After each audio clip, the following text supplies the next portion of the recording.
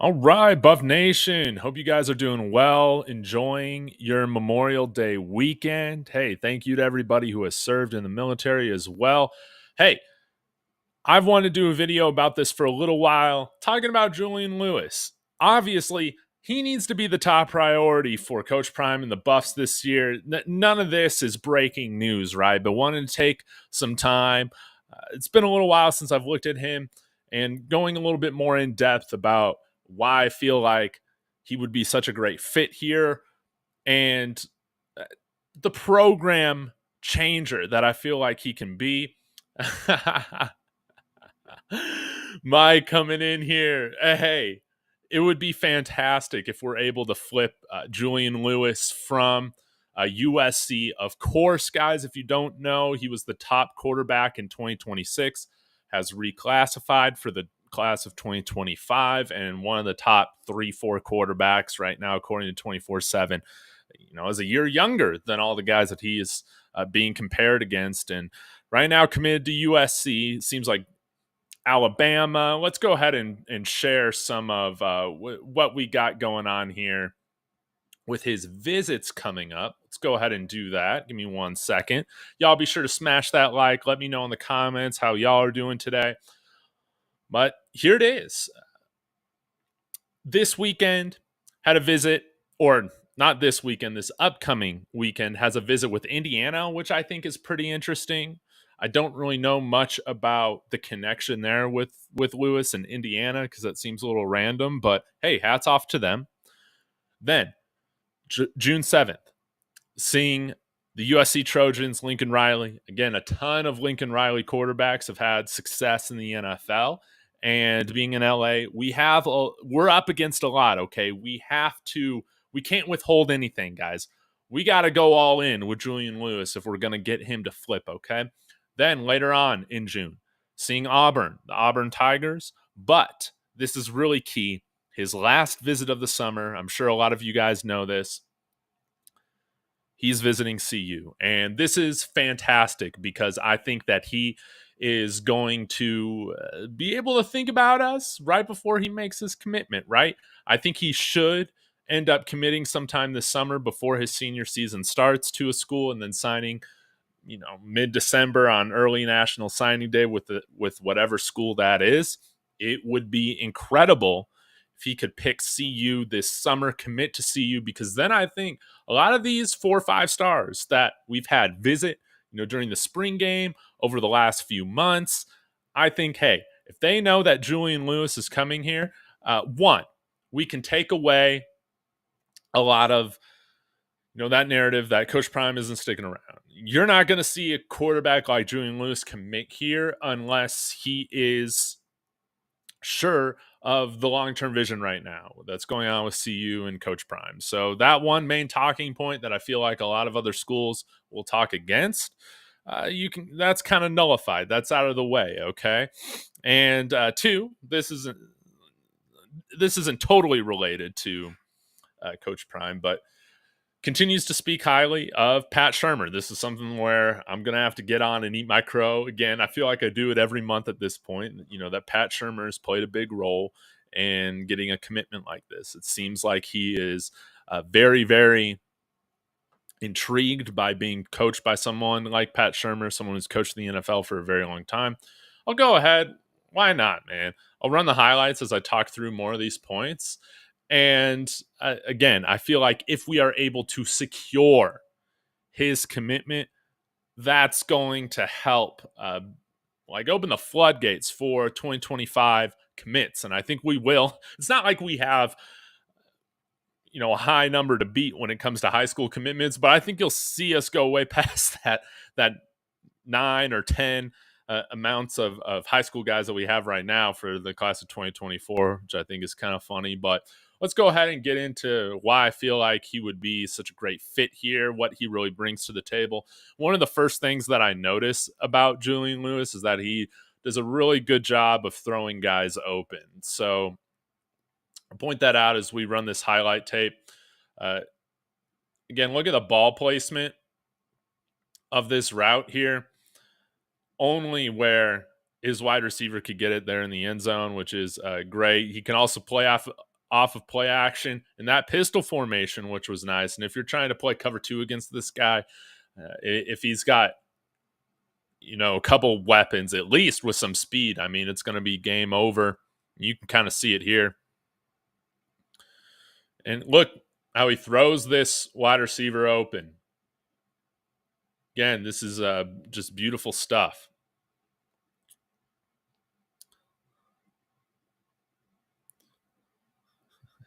And look, I mean, understanding that there's this huge hole in zone coverage here. This little post route from number 7 throws him open for that touchdown, okay? Leads him perfectly. And he's an interesting quarterback because you can't really blitz him. I feel like he's going to make you pay if you blitz him. And I think we are building a better offensive line. And give it another year, okay? Then I think we'll see even more improvement. Look, throwing off his back leg right there. On the run. Thrown just a tad behind, but thrown accurate enough way downfield for the touchdown. Again, looks off that safety, guys. I know it's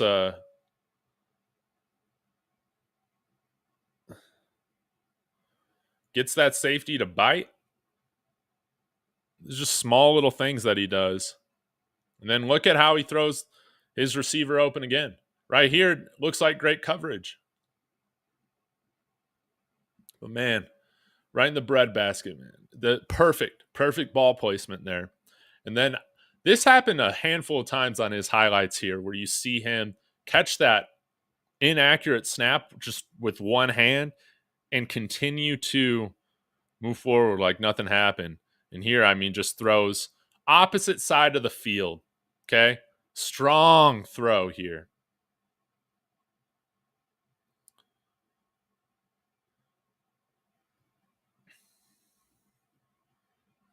Yeah, and has the ability to throw from, all sorts of different angles, platforms, on the run. See when he gets great protection, he's able to set his feet, or off of play action, is able to set his feet. This wasn't one of those instances here, but throwing that strong of a pass while he's on the run just goes to show the type of arm strength and accuracy that he has.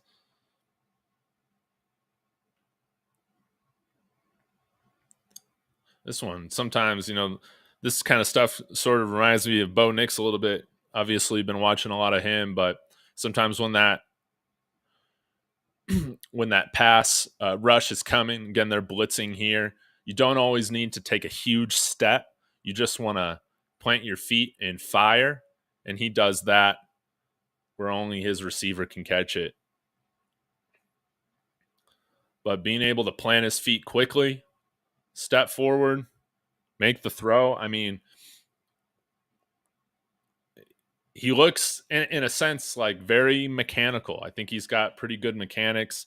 And now in today's game, you want to have a guy that not only can play within a system, but when things break down, has the athleticism, the pocket presence, as you see here, the scrambling ability to make a play out of nothing, and smart enough to get his head down, to slide, avoid big contact.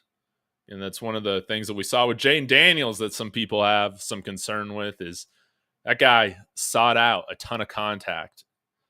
And I don't think you'll have that issue with Julian Lewis. I think that he's a player that's going to prioritize protecting himself in those situations. But another perfect instance here of him throwing a guy open, fantastic ball placement. And I think that this is a big year for Colorado, for Coach Prime. Ideally, this is how I would like it to go, is that we secure that flip of Julian Lewis this summer, and then we see an improved year from the offense from Shedeur Sanders, playing within a little bit more of a pro-style scheme and offense under Pat Shurmur. And that type of result, continues to secure the commitment of Julian Lewis until he signs, because we can't just stand pat with that commitment. We have to show results as a team. People want to play for winners. People want to play for guys that are developed. And I think if we see, which I expect to see Shedeur take another step in his development this year, there are things that he needs to work on that I feel like we'll see improvement with this year. I think Julian Lewis, other players are going to take note of that. And I think we're going to see some fantastic guys coming over here from the high school ranks. So I think it all starts, though, with Julian Lewis. The fact that we're getting him on his like third or fourth visit this year so far speaks volumes to where we're at with having the potential to upset somebody like Lincoln Riley and the USC Trojans. Okay. And we'll see what kind of year USC has as well. I mean, switching conferences, going out to the Big Ten.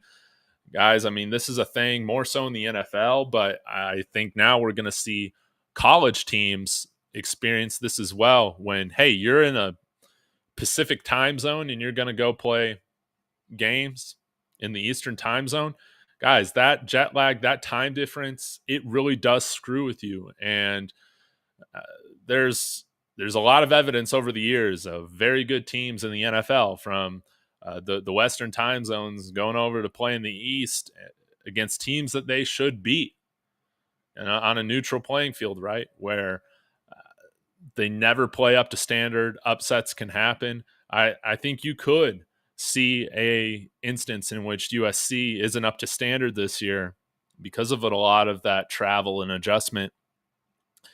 And quite possibly could see you have a better year than USC this year. Well, I mean, we'll just have to see. But what they finish at 7-5 last year, new quarterback. We'll see how all that goes. Of course, their defense should be much improved, grabbing UCLA's defensive coordinator. But I think that, hey, depending on how this team does, if they're able to take another step, which I think that they will, and I think everything from being bowl eligible on is a huge win and positive for this team, and it's really going to help recruits. Again, guys, 22 ranked overall class coming off a 4-8 season. Phenomenal, guys. Okay. And again, if we can secure an arm talent like this early, I think that's where we're going to see then other guys start to commit, flip here to Colorado. Now, if we aren't able to secure somebody like Julian Lewis this summer, secure their commitment at the quarterback position, I think then you're going to see kind of a similar, a similar type of recruiting play out that we saw in 2024, where you don't really see a ton of commits, and maybe we go after a transfer portal quarterback. That might just be the case in 2025. But I would assume whether it's Julian Lewis or one of these other top-rated guys that we're going to look to get their commitment this year, this summer rather. And again, I think that's going to put to bed a lot of the dumb narratives. Of course, you see a lot of dumb narratives come out about this team because it generates clicks. That's why I don't really care about talking about all of them, because people just want to profit off of ridiculous narratives and stuff like that. But I think that one thing that will be talked about if we don't secure a quarterback this summer is if, this thing's going beyond this year. My hope is that it is. And I think that if we're able to secure Julian Lewis this summer, I think a lot of that talk is going to go away, and we can just focus on building this team, what's going on here at Colorado and all that. So, and again, I do think that I think that there's, again, it makes sense. Like, I understand why certain people talk about, Coach Prime not coaching past this year. If I were in his situation, like, I would probably want to see my kid play on Sundays, and I don't fault any father for wanting to do that. But I think that if we secure Julian Lewis, we get this. I think Coach Prime's here at least for the duration of his contract, and we'll have to see where things go beyond that as things continue. But I'm feeling pretty good right now, especially with the momentum that's happening with Julian Lewis. This is a statement recruit, and I think, again, we surprise. Seems like Coach Prime surprises every single year, right? At least with one sort of commitment. So we've had, in his career, Travis Hunter, of course, his last year at Jackson State. then Cormani McClain. It's a bummer that didn't work out. It's a bummer. But nonetheless, it was a huge surprise, something very exciting for the program. But then last year, getting a guy more so in the mold of a Travis Hunter in terms of his commitment to the game, work ethic, just seems to be all class, right? Jordan Seaton, okay? So we've had the left tackle. We got the left tackle.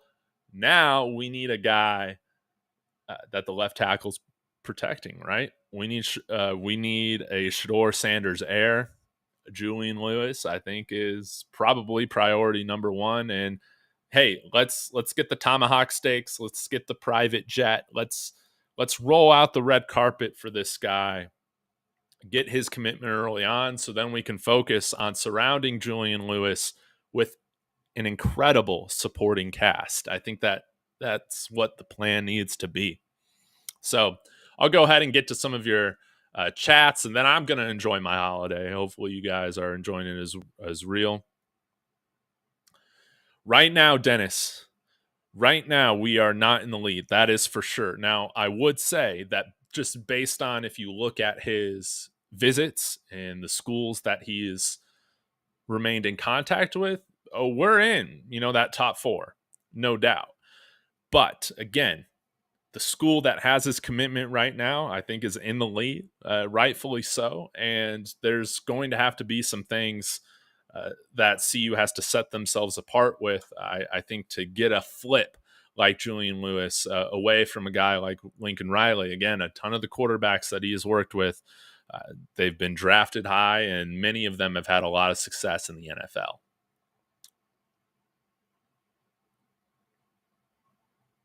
Hey, Prime Sports Media, appreciate the super chat. Thank you so much.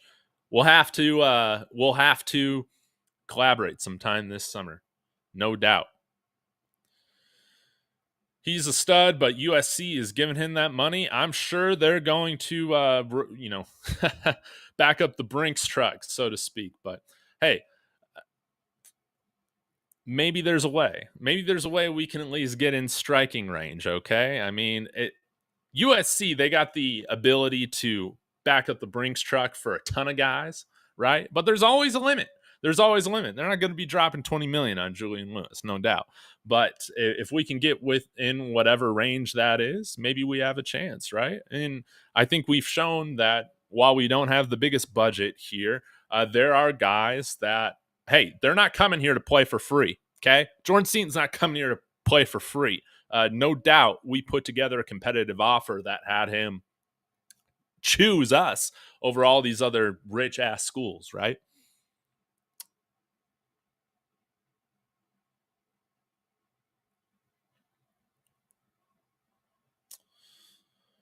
Russ coming in here. Y'all subscribe to Russ if you haven't yet at Buzz News Weekly. Virginia Tech quarterback would be the transfer. Already a relationship with the family. I'll need to see what his name is.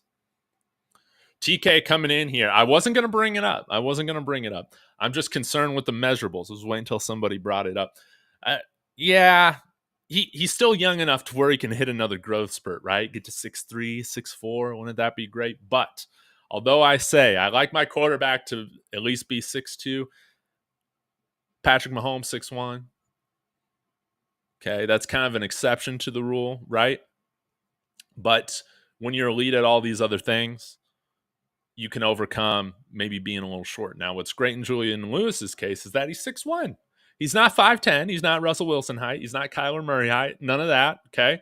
He's taller than Baker Mayfield. So it should be able to work out, I think. 6'1", we can work with that if you got good feet, which it seems like he does, and he's got a sharp mind, which it seems like he does. He can throw with anticipation, read coverage as well, and I think he should be able, at least from what I've seen, be able to navigate the pocket pretty decently.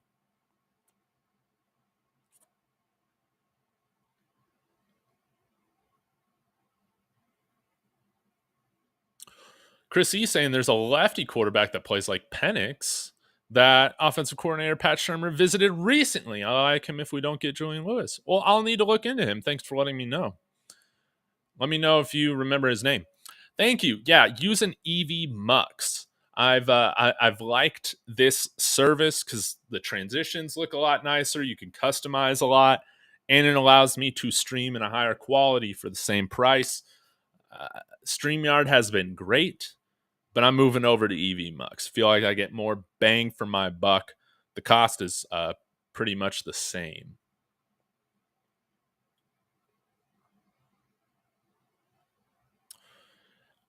Byron Wilson coming in here saying, what about Tyler Johnson at right tackle? I'll try it. Hey, I'm open to whatever when it comes to the right tackle position. But again, regardless of the guys that we have there, the biggest thing that's going to help this offensive line is establishing a run game. Y'all saw, again, it was inexcusable. That game against UCLA after we had that bye week, we weren't mixing up our snap counts, nothing like that. They knew we were not running, and they were just able to time the snap count, and they were in the backfield every single play, and we can't have that happen again. Hopefully, this is what I'm hoping for. This is why I did a video maybe a couple weeks ago on it. Excuse me. Talking about how pro style is this offense going to be with Pat Shurmur and Shedeur Sanders, because he's going to have the communications in his helmet. Pat Shurmur can just call in the play up in the booth, which I expect him to be up there. That's where I believe he's always called plays, aside from when he was the head coach of the New York Giants. And I'm wondering, how often are we going to mix up cadences, different things like that are going to keep and mix up the snap counts? That's going to keep the defense kind of on their heels to where they can't always expect what's going on. That's where I'm really hoping that we see a growth in the offense, a growth in Shedeur, being able to manage those things at a higher level this year. Sir Ken, appreciate the love. You've been with me for a very long time. Thank you so much. Stevie Davey coming in here saying he's already hinted that he's not chasing the bag. He wants a system in development, which is why we're still in it. I love it. And I would say there's probably some sort of financial compensation range that they're looking for, and rightfully so. And we're probably within that range. And then we provide these other things like you've talked about, Stevie Davey, no doubt. And I want to see this Pat Shurmur offense really develop this year. I would love to see a little bit more pistol, like we saw some of that against Utah at the end of the year. Running some more under center. Of course, sounds like we're going to run still a ton of 10 personnel, and rightfully so when we have the weapons outside that we have. But let's mix things up. Let's keep the defense on their heels, show them some different looks. And sometimes, guys, it's not necessarily the fanciest stuff, or like we're always trying to just outsmart the opponent. Sometimes it's just lining up. And now I feel like we got the athletes on the offensive line, like I talked about yesterday, to where we can line up in a jumbo or some sort of run set. And even though they know the run is coming, we got the athletes and the run blockers to block effectively. And even just being able to do that at an efficient level, maybe not all the time, but doing it at a productive level sometimes, like it's going to help the offense just feel and operate so much more smoothly than we saw last year.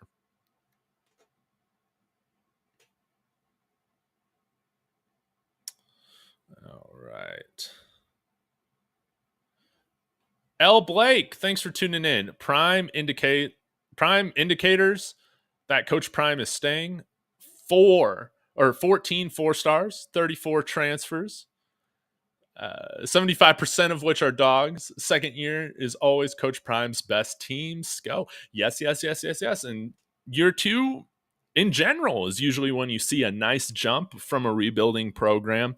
Again, think some people who follow this team, not necessarily with the best intentions, can forget that this was the ultimate rebuilding job, okay? And while there were some things that I think were mismanaged and things that we could have done better last year, sure. At the end of the day, A last year, still a great step in the right direction. And I think if we take another step to that level or more, we're just getting started. We're still in the building phase. And I think that being in the building phase, having a winning record this year, being able to surprise some people, that's just icing on the cake.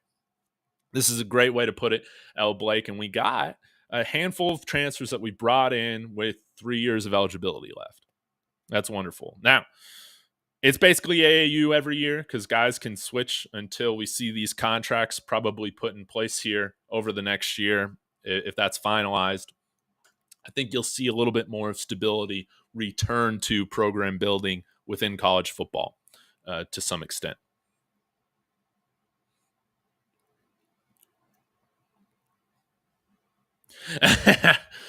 Yeah, if Juju Lewis goes to Colorado, people are going to lose their minds, and it's going to be really exciting. I would love to see it happen. I want to see Juju Lewis here. I want to see Coach Prime, Pat Shurmur. These guys have a quarterback that they can mold from day one, and it would be very interesting to see him work with a true freshman quarterback. I don't know if he would start week one, but kind of my thing is if mentally he's ready, he understands the playbook, then why not? And now with guys being early enrollees so often, you really have essentially a full off season to work with him and prepare him for starting as a true freshman.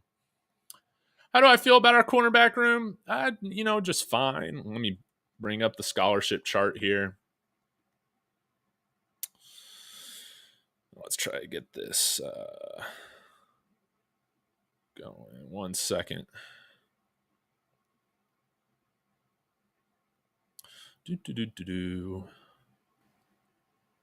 right. Yeah, this looks decent.